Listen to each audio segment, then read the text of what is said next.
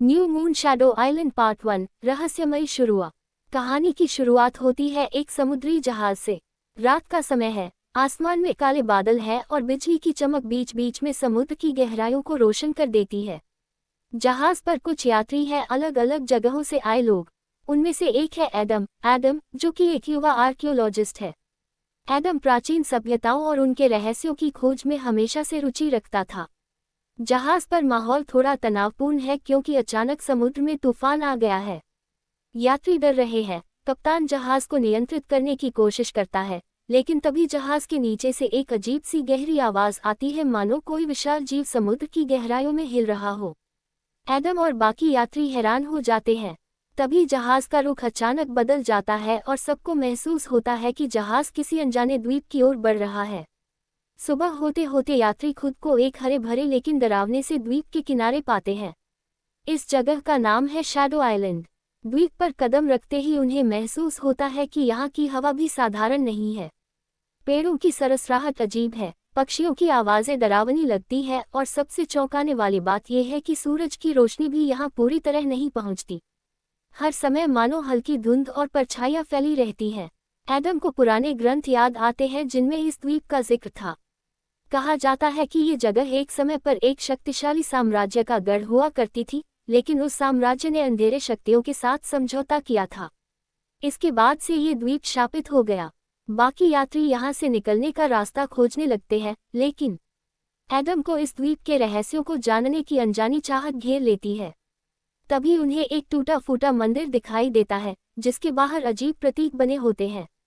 जैसे ही एडम मंदिर की ओर बढ़ता है, अचानक मंदिर का दरवाजा अपने आप खुल जाता है और अंदर से आती है एक भयावह छाया।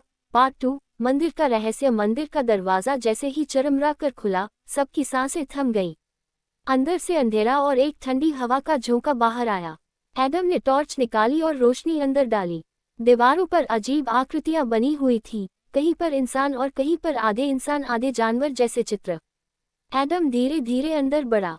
उसके साथ 3 और लोग भी थे। लूसी एक वैज्ञानिक जो रहस्यमयी पौधों पर शोध कर रही थी। मार्कस एक साहसी लेकिन लालची खजाना खोजी। हेनरी एक बुजुर्ग व्यक्ति जो मानता था कि ये द्वीप मौत का जाल है। चारों मंदिर में दाखिल हुए। अंदर घुप्पा अंधेरा था, लेकिन जब उन्होंने टॉर्च घुमाई तो देखा कि वहां एक विशाल मूर्ति खड़ी थी। मूर्ति के चेहरे पर आधा इंसानी और आधा दानवी रूप था। उसकी आंखें लाल चमक रही थीं, मानो किसी जीवित चीज की तरह। हेनरी ने डरते हुए कहा, ये वही शापित देवता है जिसके बारे में मैंने सुना था। ये द्वीप उसी की कैद है। मूर्ति के सामने एक पत्थर की पट्टी रखी थी, जिस पर प्राचीन भाषा में कुछ लिखा था। एडम ने उसे पढ़ने की कोशिश की। उसने पाया कि यह एक चेतावनी थी, जो भी इस द्वीप के रहस्य को जगाएगा, उसकी आत्मा सदा के लिए छाया में फंस जाएगी। मार्कस हंसते हुए बोला, ये सब डराने के लिए लिखा है। जहाँ चेतावनी होती है, वही खजाना भी होता है। वह बिना सोचे समझे मूर्ति के पास पहुंचा और उसकी आंखों में लगे लाल रत्न निकालने की कोशिश की। तभी पूरा मंदिर जोर से हिलने लगा।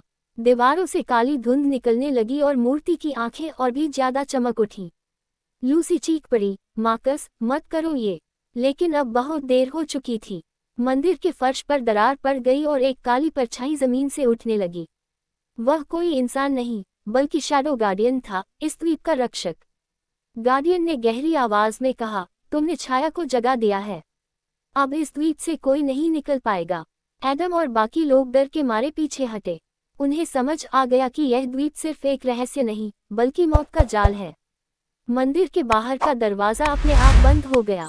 अब चारों एक अंधेरे कैदखाने में फंसे थे,